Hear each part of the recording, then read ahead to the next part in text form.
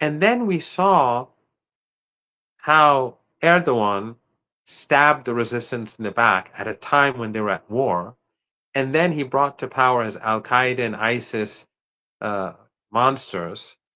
And of course, it's not just Erdogan, it's all those regimes that funded these groups and NATO. This all came from Obama. We now know it's Tulsi Gabbard's admissions and statements in the Senate was basically what we've been saying for well over a decade.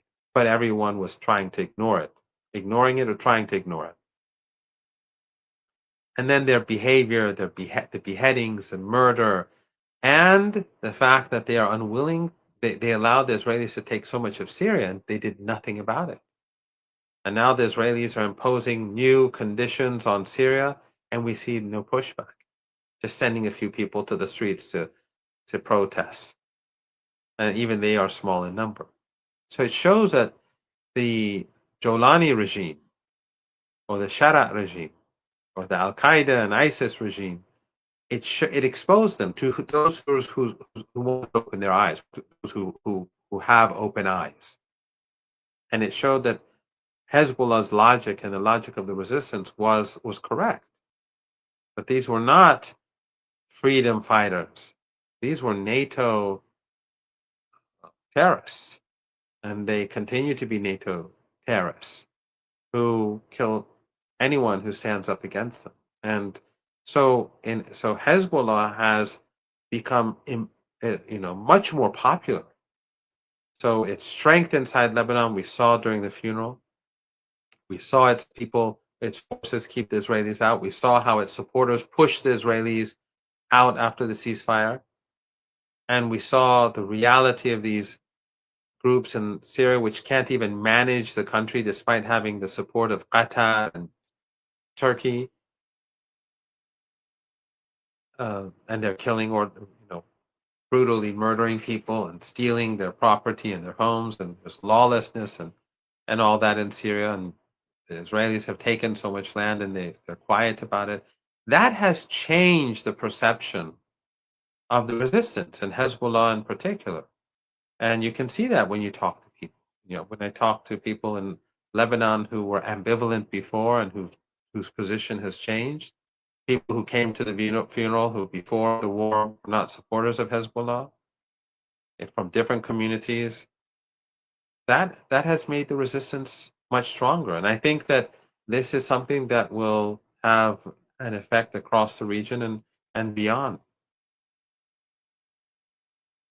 When you look at the situation in Lebanon today, you've mentioned about the role of the new government in Lebanon a little bit, but focusing on that, how is that? How do they feel about Hezbollah? What do they want Hezbollah to be?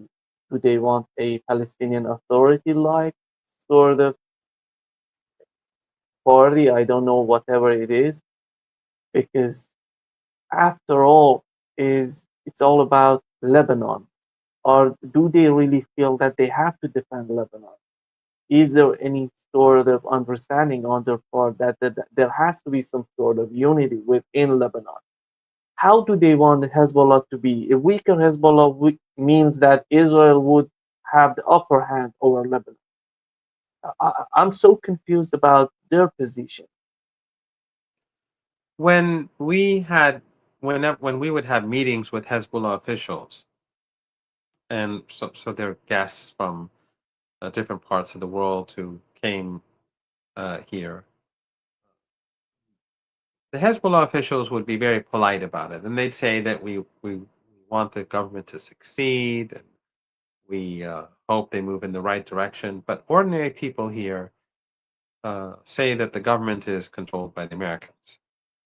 And some of the people one person who I met who was actually a part of let's say, the current political order, told me that many people don't want the government to behave like it's behaving now, but they just feel helpless in front of the Americans.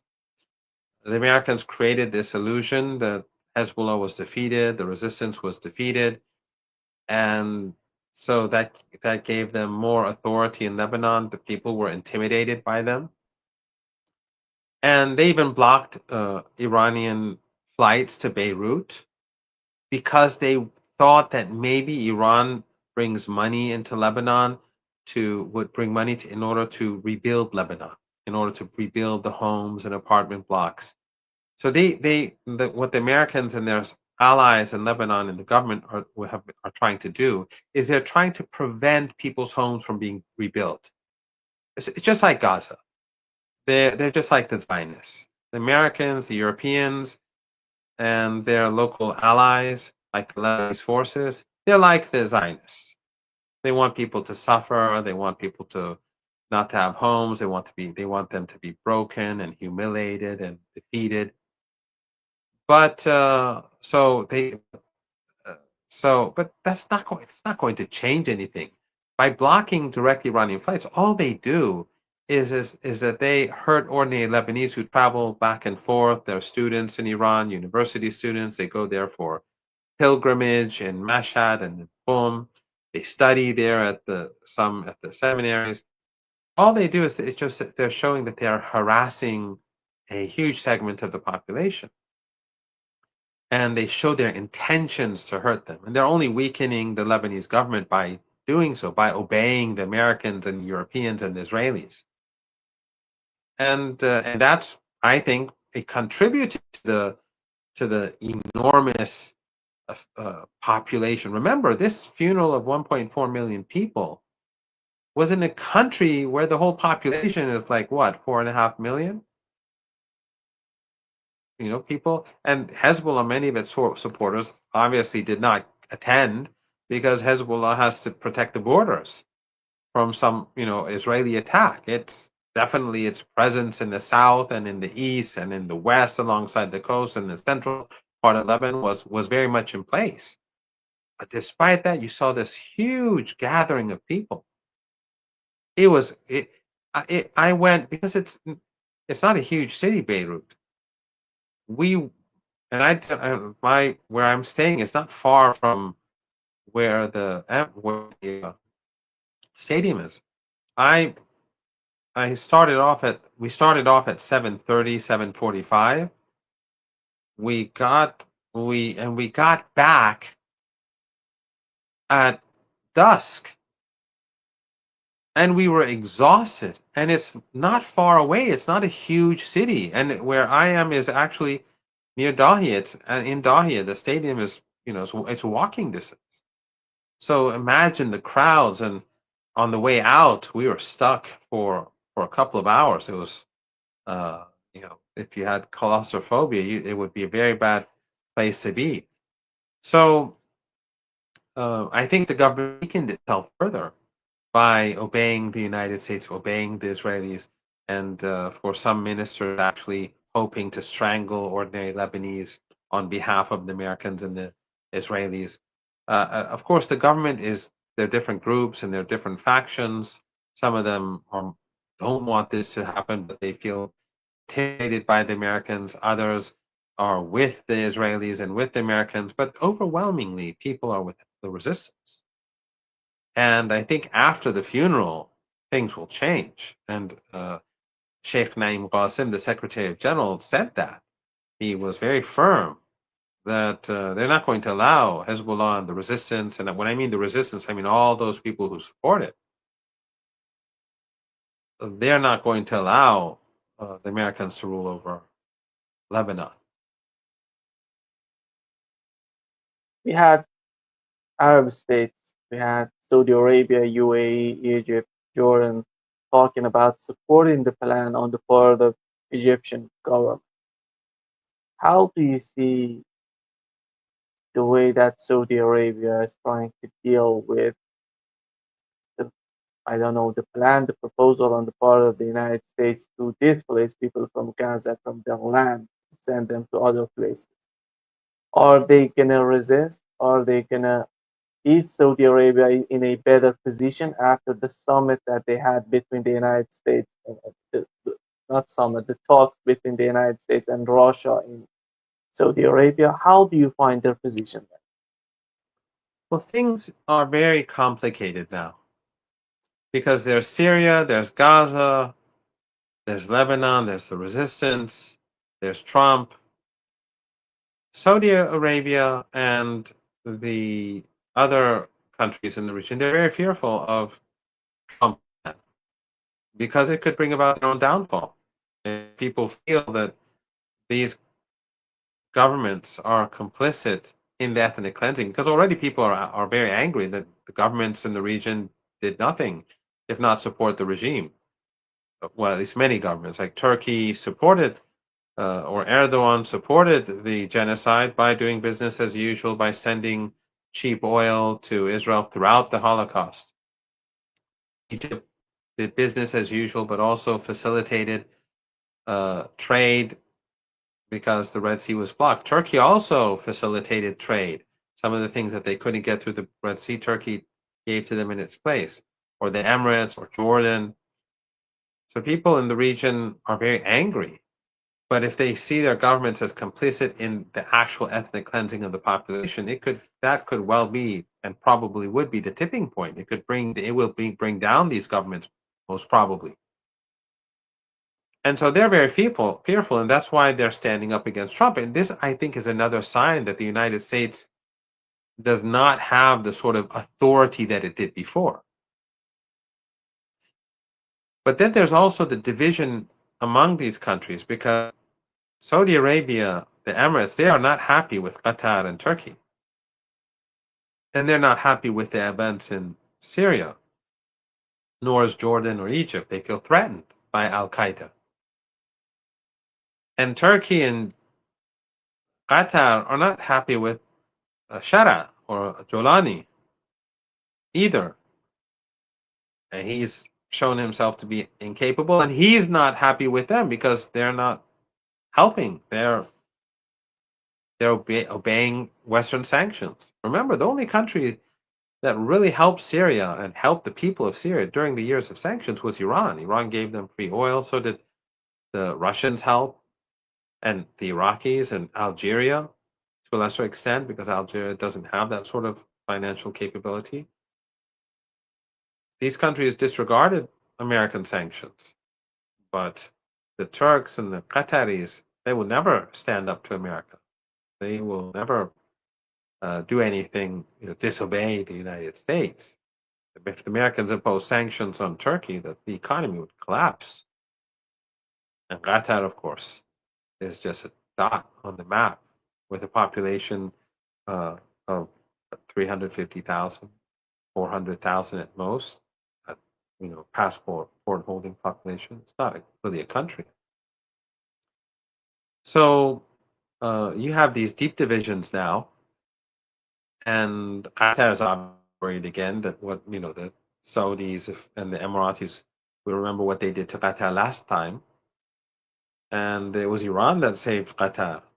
And since then, the Qataris have never returned the favor to Iran, so they have reason to be concerned. But in any case, you have all these elements playing out simultaneously. But I think that it's the ethnic cleansing of Gaza is a red line. But now we have the ethnic cleansing of the West Bank, and we see that the Americans are behind it. We see that Western media is silent. I think what we've really learned about the West during the last year and a half is unprecedented. It shows that there is no freedom. It shows that all these journalists with their hundreds of thousands and tens of thousands of followers and sometimes millions of followers, that they're all a bunch of cowards and they're obedient to their overlords. Don't say anything about the ethnic cleansing and the murders that are taking place in the West Bank. Children are being shot, gunned down, little girls and little boys by the Israeli regime. You don't even hear that in the West. It's not newsworthy to them. They want to keep it quiet because they know that if they tell people what's going on in the West Bank, then people will say, well, this is not Gaza. I mean, the Israelis that carried out this genocide in Gaza, that they keep pretending history began on October the 7th. But in the West Bank, how is it going to be justified? So the West remains silent so that the regime can carry out its crimes in the West Bank and take a new territory in Syria. Shadat does nothing about it, and they're silent about all this and remain inside Lebanon and sometimes kill Lebanese. When we went to the border, the Israeli regime soldiers pointed guns at us, and the Lebanese were asking us to leave. We did a couple of clips which I posted on Twitter or X or whatever it's called. So and they just in previous days they'd murdered the son of a um, a town's the head of a town, the mayor of a town, a 13-year-old girl in another town. They just kill people. They murder people with drones, snipers. So these are dangerous thugs on the border, and so it just shows how the regime can't be trusted, and so it's very complicated, and everything is fluid. So many things are happening simultaneously. We had the funeral here, which I think is going to have enormous impact. You have the ongoing ethnic cleansing in the West Bank. You have the Israeli regime dictating terms to Shara and Al Qaeda in Syria. You have the Americans who don't want to lift sanctions on Syria. You have Turkey and Qatar who are trying to help Al Qaeda, but are fearful of the West and their bosses in the West. And then you have the Emirates and Saudi Arabia and or Jordan and Egypt and others that are afraid of Al Qaeda.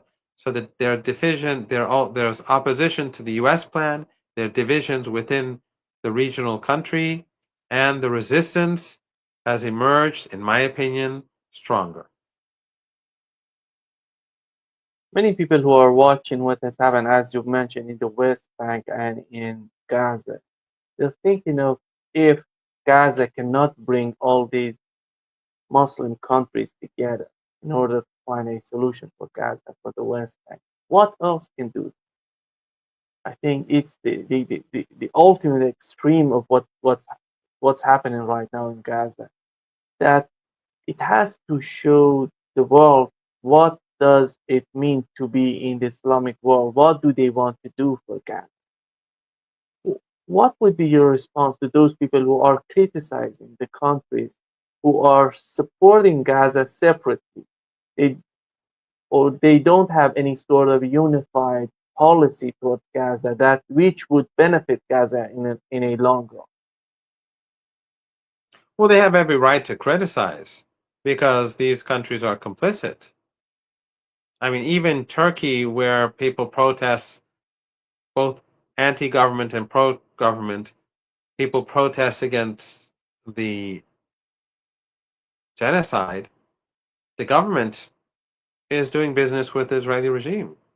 Not only, as I said, were they selling goods that the regime couldn't get because of the blockade, because Ansarullah blocked the Red Sea, but they were sending, oil from Baku. Aliyev is sending cheap oil to Israel because he's an ally of theirs, another so-called Muslim regime. And then oil that the Americans steal from Syria, it goes to Israel, to Turkey too. Then, as I said, the other countries, Jordan, Egypt, the Emirates, and others, it's business as usual. In the other countries, they only pay lip service. So, but these are not popular regimes, except for Turkey, which has a significant degree of democracy.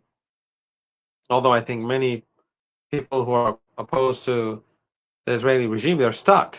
They don't know where to stand. And some people, Turkey is complicated. But in any case, Erdogan has betrayed Palestine, no doubt, and he's enabled the Holocaust.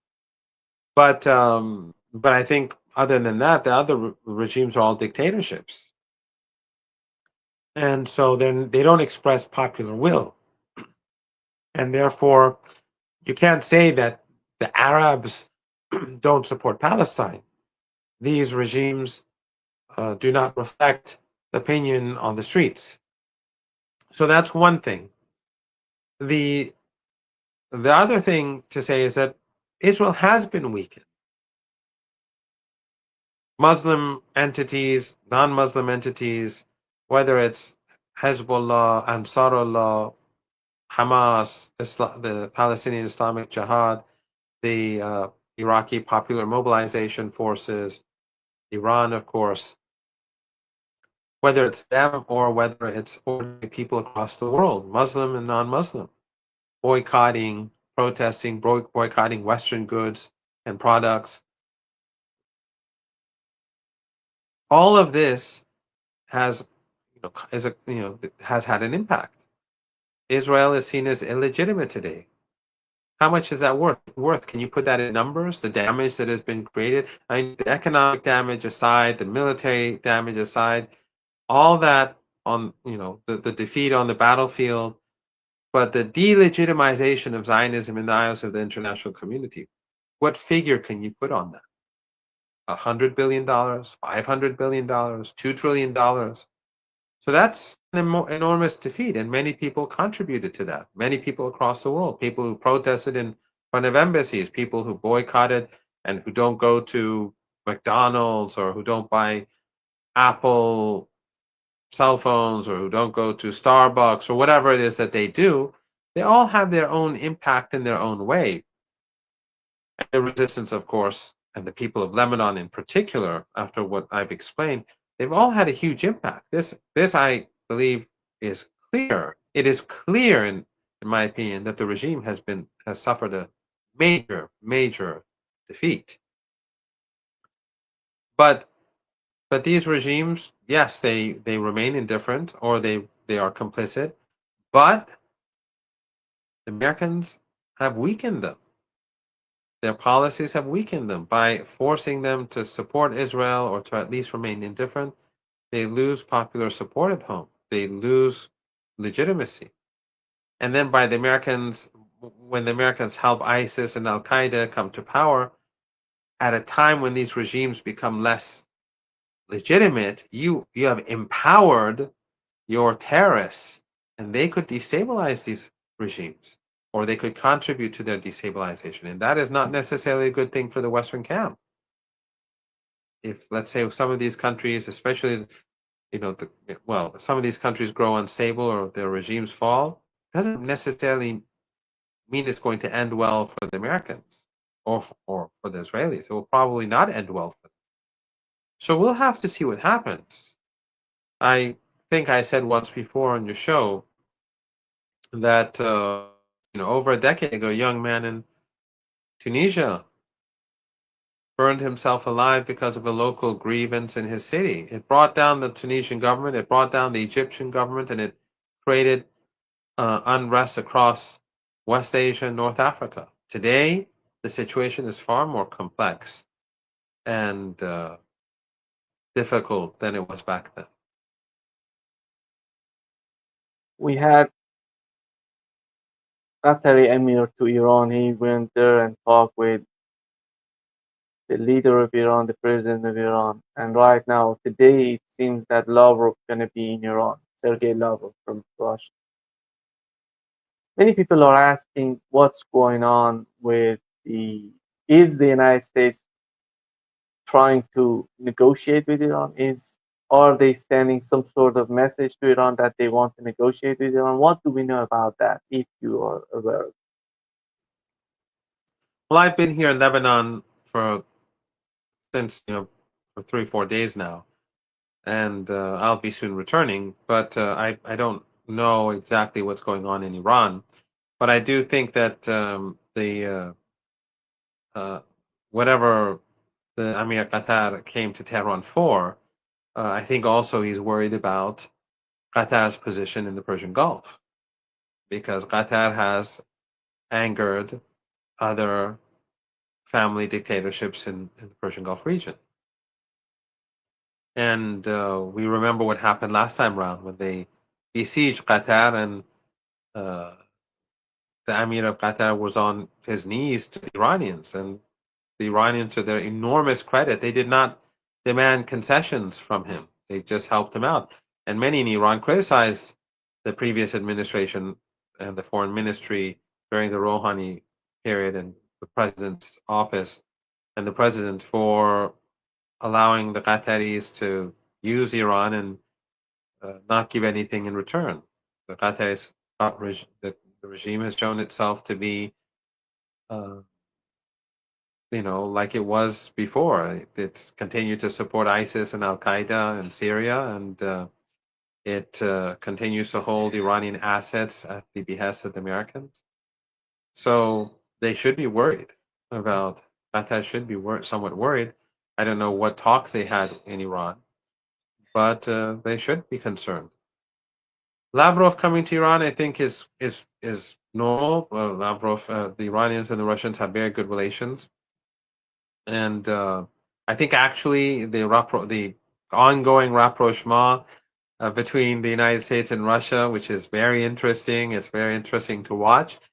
I think Qatar and Turkey are also very worried because Russia will no longer need Turkey like before. He will need Erdogan. Erdogan is someone no one trusts because he's always betraying everyone, promising one thing to one person, then turning somewhere else. And so Russia, now that relations may change with the United States, feel that Erdogan is less important and that they can push back, especially after what Erdogan did in Syria to the Russians and what he did in Ukraine.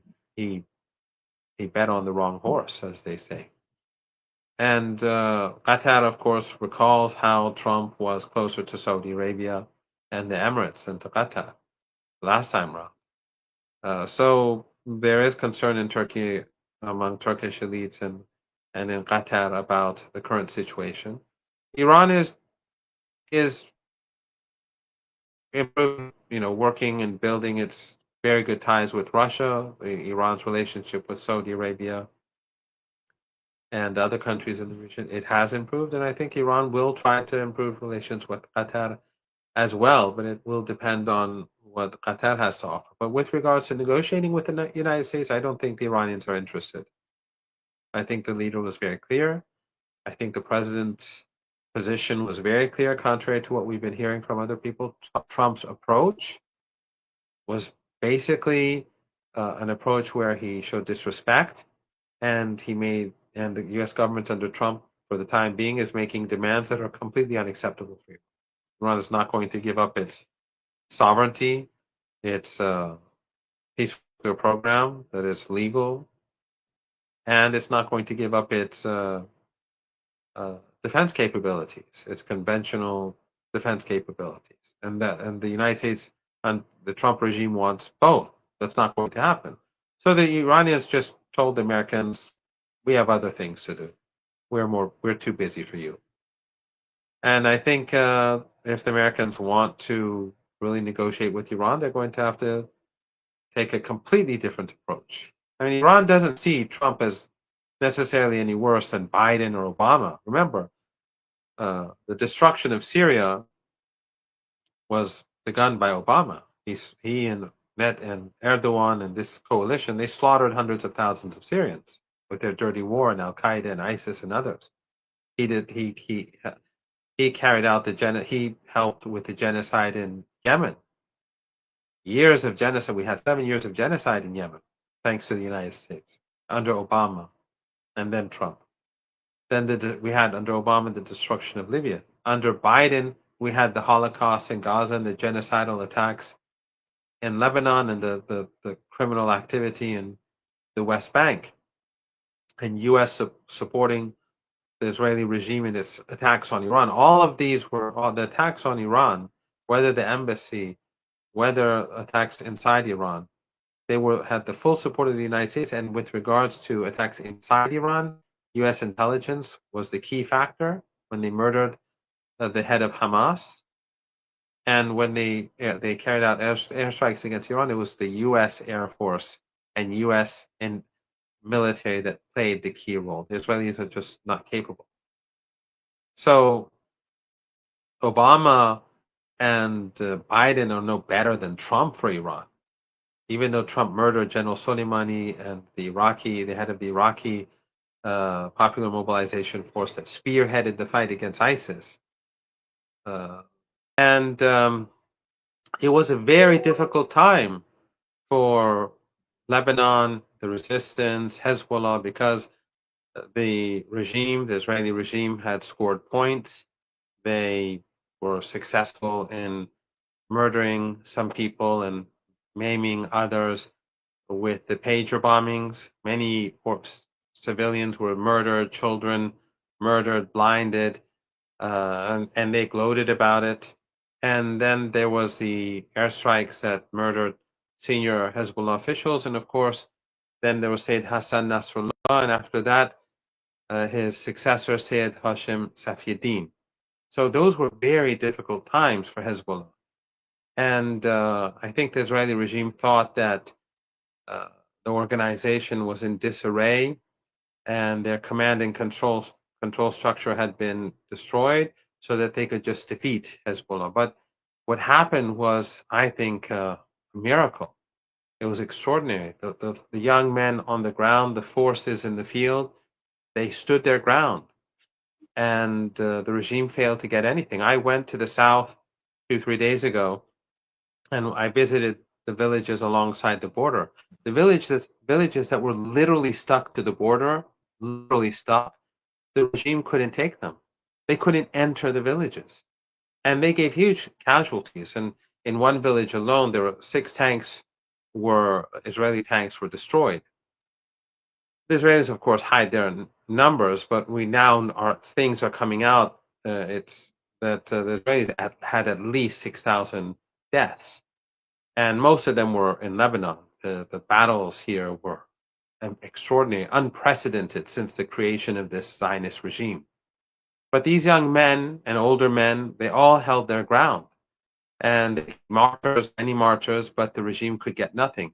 Then after the ceasefire, where the Americans and the Europeans were the guarantors, the Israeli regime then started entering the villages and they destroyed everything. They went to people's homes one by one and just flattened them, blew them up. All of the city infrastructure. They destroyed all the trees. They pulled out all the olive trees. They just like sick people. Only sick people could do such a thing. So they didn't just destroy homes. They destroyed trees, and they tried to make the area in southern Lebanon, and through violating the ceasefire, like Gaza. But Hezbollah, since it was abiding by the ceasefire, it didn't strike back, and the Lebanese government simply wasn't up to the job, nor was the military. In fact, another extraordinary thing was that when we had the funeral, and up to 1.45 million people participated in the funeral, it was huge. The stadium was full. It was over. It was the crowd inside the stadium was larger than its official capacity by far.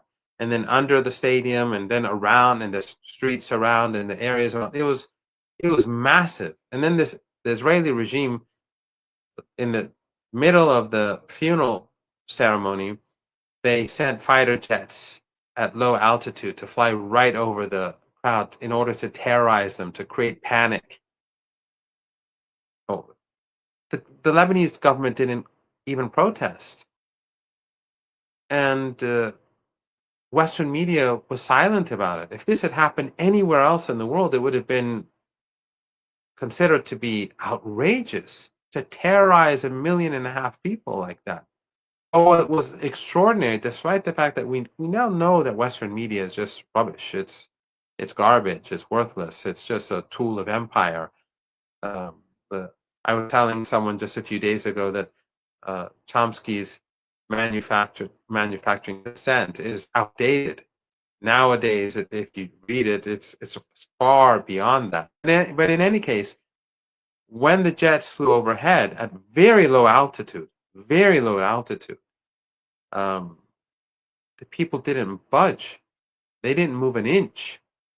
No one panicked. They started chanting slogans, death to Israel, Hayhat min Adillah, which is what Imam Hussein, the grandson of the Prophet, said on the day of Ashura. Far from humiliation. They were saying that we are far far away from humiliation. In other words, we are steadfast, we're strong, and it was extraordinary. The crowd, it was amazing, and there was so much propaganda against the funeral.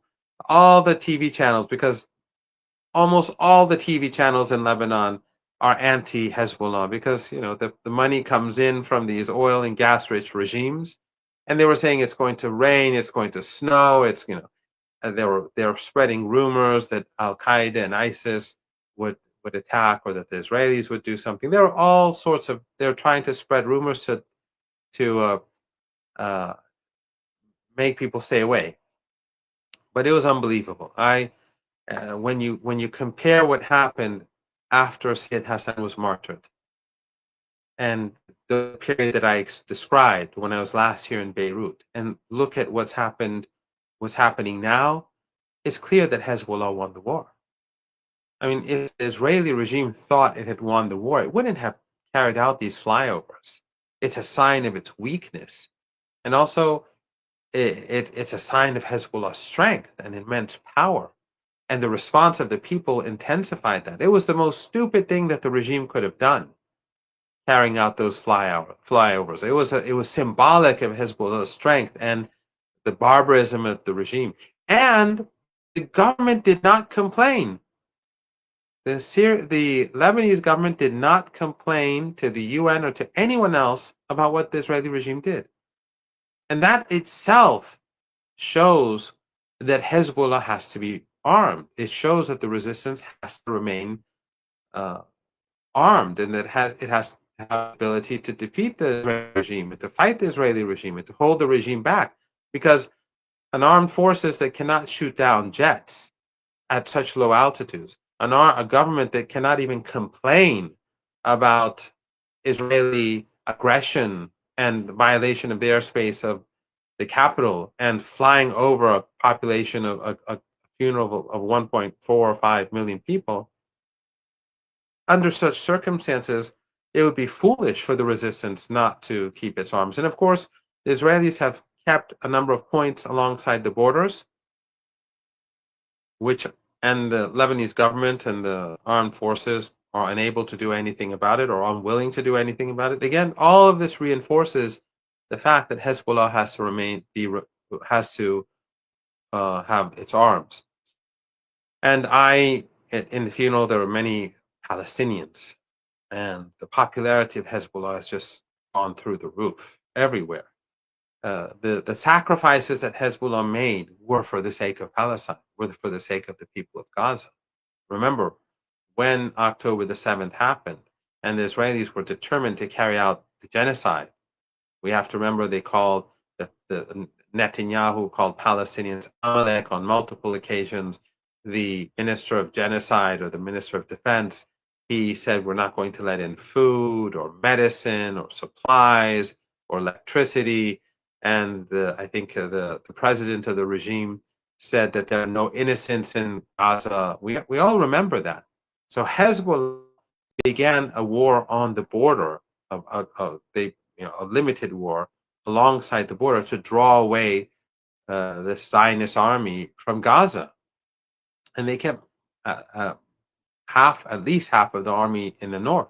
And then, of course, when they attacked Hezbollah, and we had 2 months of heavy fighting. The intensity of the fighting was unprecedented, as I said earlier. And Hezbollah willingly sacrificed its young men and its resistance forces to spare the children of Gaza.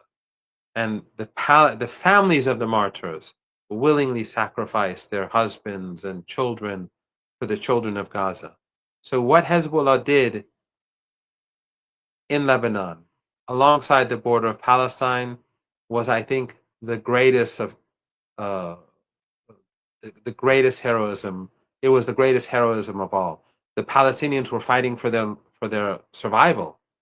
Ansarullah was making sacrifices for the Palestinians, but it was far further away, so it had American bombings. But Hezbollah and the people of Lebanon and the supporters of the resistance were being bombed day and night. They were bombing homes and apartment blocks. And here in Dahiya in southern Beirut, they wiped out so many towers, killed so many women and children. And then the media, the Western media, it's based here in Beirut. All of the Western news agencies, they would say that they're bombing Hezbollah strongholds or Hezbollah sites, even though these journalists all have fixers here. They all have producers here. They all have cameramen here.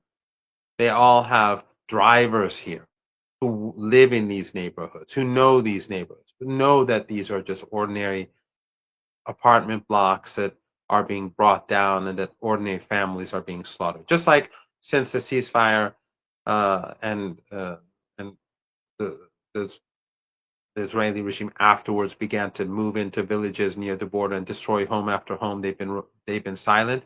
With regards to the slaughter of civilians, Western journalists here have been quiet. Western media has been quiet because they are complicit in the genocidal strikes here, just as they were complicit in the Holocaust in Gaza.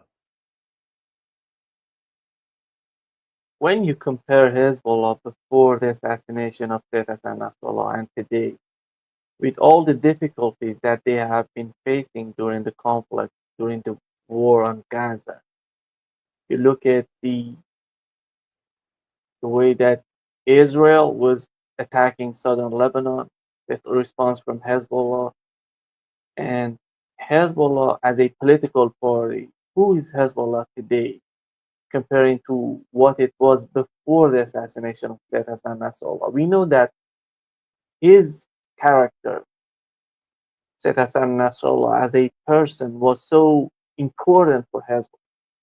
But how do you see them? Are they this assassination is making them stronger, is making them to find their ways to a better future for the resistance for what because many people who are arguing Hezbollah is weaker, they're arguing about Syria, what has happened the to the head to the leaders of Hezbollah and Hamas. But after all, considering all the difficulties and seeing the funeral of Sayyid Hassan Nasrallah and what has happened at this funeral, as you've mentioned, and today, the reality of Hezbollah today in Lebanon, politically and militarily, how do you find it? You know, in any war, both sides are weakened because both sides lose soldiers. They, in this case, the Lebanese lost many civilians. War is costly, but I would say that Hezbollah has emerged stronger.